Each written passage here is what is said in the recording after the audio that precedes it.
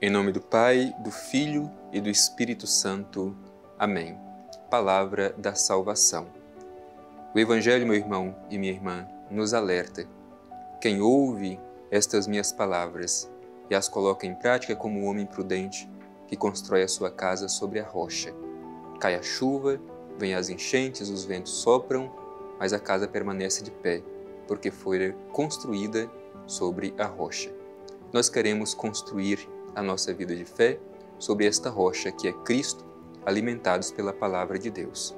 Por isso te convido, meu irmão, te convido, minha irmã, a todos os dias fazer este esforço, se alimentar da palavra de Deus com essa certeza. Ela nos torna fortes diante das adversidades desta vida.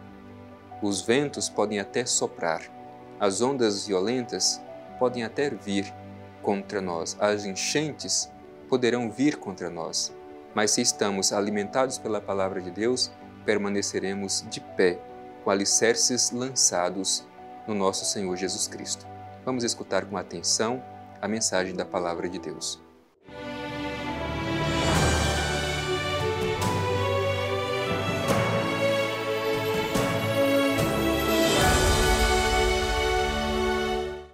Proclamação do Evangelho de Jesus Cristo segundo Lucas.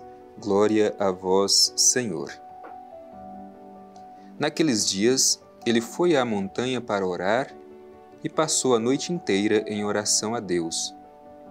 Depois que amanheceu, chamou os discípulos e dentre eles escolheu 12, aos quais deu o nome de apóstolos: Simão, a quem impôs o nome de Pedro, seu irmão André, Tiago, João, Filipe, Bartolomeu, Mateus, Tomé, Tiago, filho de Alfeu, Simão, chamado Zelota, Judas, filho de Tiago, e Judas Iscariote, que se tornou traidor. Desceu com eles e parou num lugar plano, onde havia numeroso grupo de discípulos e imensa multidão de pessoas de toda a Judéia, de Jerusalém e do litoral de Tiro e Sidônia. Tinham vindo para ouvi-lo e ser curados de suas doenças. Os atormentados por espíritos impuros também eram curados. E toda a multidão procurava tocá-lo, porque dele saía uma força que a todos curava. Palavra da salvação. Glória a vós, Senhor. Meu irmão e minha irmã, hoje o trecho do Evangelho que nós ouvimos é profundamente vocacional. É a chamada de discípulo aos 12 como seus companheiros de missão, enviando-os para colaborar na sua própria missão. Hoje, Cristo passa no nosso caminho e chama também cada um de nós para colaborar na sua missão. Aqueles responderam ao chamado que Cristo fizera. E nós, como respondemos ao chamado que hoje o Senhor faz a cada um de nós para colaborar com a sua missão? Vamos escutar esta mensagem do Evangelho, permitindo que o nosso coração seja profundamente tocado por estas palavras do Evangelho. O Evangelho começa dizendo: naqueles dias, ele foi à montanha para orar e passou a noite inteira em oração a Deus. É bonito a gente ver Jesus realizando esse gesto. Ele sobe a montanha. Subir a montanha não é simplesmente um gesto geográfico, não é meramente um movimento físico de subir um monte qualquer. Subir a montanha tem um significado teológico. A montanha é o lugar do encontro verdadeiro com Deus. A montanha é o lugar da revelação de Deus. Por isso, ela tem esse significado espiritual. Nós também podemos e devemos todos os dias subir à montanha. Talvez este próprio momento que nós estamos vivenciando agora é o momento de estarmos no monte, o lugar da revelação de Deus, o lugar do encontro profundo com o Senhor. Jesus sobe ao monte. Subamos também nós com Jesus ao monte, repito, não somente o monte geográfico, mas o monte teológico. Pode ser aí mesmo onde você está, mas que o seu coração esteja diante de Deus, que se revela, que que manifesta o seu amor, a sua misericórdia e o seu projeto para cada um de nós. Jesus sobe o monte. E sobe ao monte para quê? Para orar. Passou a noite inteira em oração a Deus. Como é bonito a gente ver Jesus em atitude de oração. Constantemente, o Evangelho mostra Jesus rezando. Muitas vezes nós queremos prescindir da necessidade da oração. Jesus, o próprio Filho do Pai Eterno, sentia a necessidade de rezar sempre, sobretudo antes de tomar decisões importantes, como é o caso do trecho do Evangelho que nós ouvimos hoje. Antes de escolher os 12 apóstolos, Jesus permanece a noite inteira em oração a Deus. Oração é este momento de intimidade com o Senhor. É um diálogo de amor que nós estabelecemos com o Senhor. Falamos a Deus, mas também escutamos a sua mensagem. Portanto, é um diálogo amoroso, é uma intimidade que nós criamos com o Senhor. Como você reza? Você dedica tempo do seu dia para a oração? Jesus rezava sempre, sobretudo antes de tomar decisões importantes. Antes de você tomar alguma decisão, você reza, pede discernimento e a luz do Espírito de Deus? Aprendamos com Jesus a rezar sempre. Em seguida, diz o Evangelho, depois que amanheceu, chamou os discípulos e dentre eles escolheu 12, aos quais deu o nome de apóstolos. Aqui é importante duas terminologias, discípulos e apóstolos.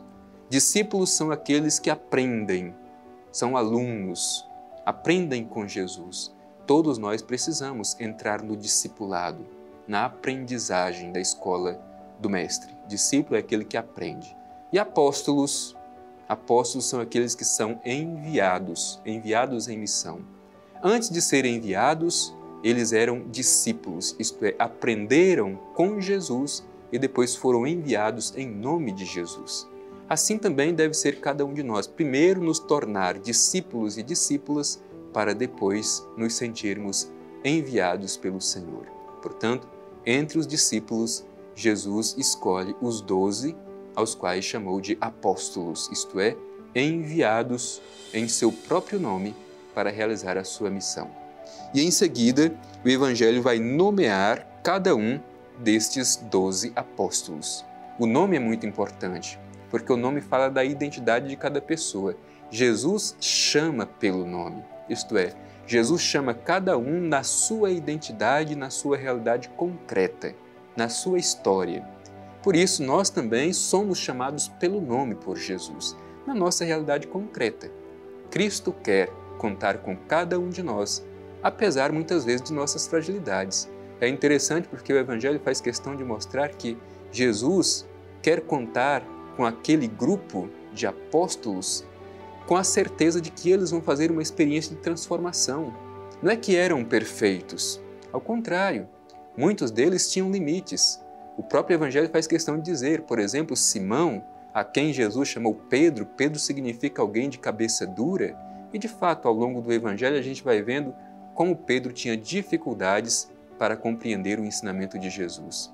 Fala também aqui de Judas, aquele que depois traiu Jesus. O Evangelho é claro. Jesus certamente sabia que entre os discípulos havia situação de limitação, mas ele quis contar com cada um deles. Assim também é conosco. Jesus sabe que temos as nossas limitações, nossas fraquezas, mas Ele quer contar conosco.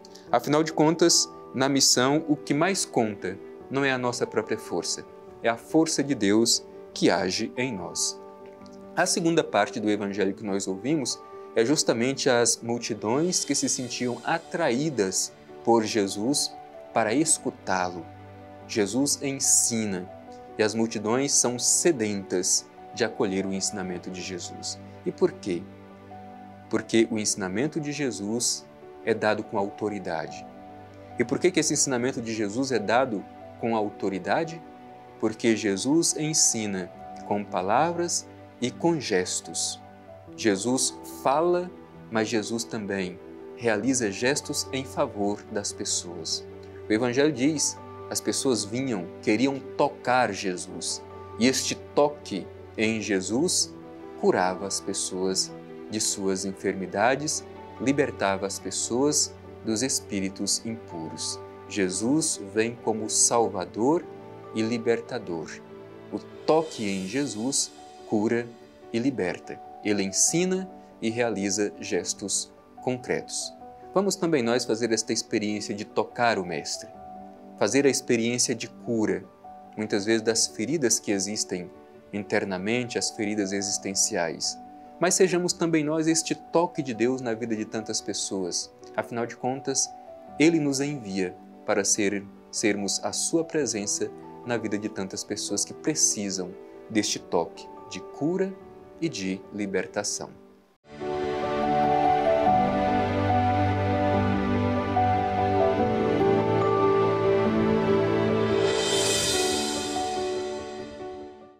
Estamos concluindo mais este nosso momento de escuta da Palavra de Deus e de reflexão profunda, onde o Evangelho nos apresenta a necessidade da oração, sobretudo nos momentos mais importantes de decisão da nossa vida, assim como Jesus, que saibamos rezar sempre.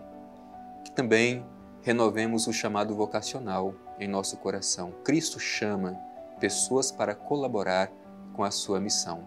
Como chamou no passado, hoje Ele também chama a cada um de nós pelo nome, para sermos enviados a anunciar o seu reino de amor.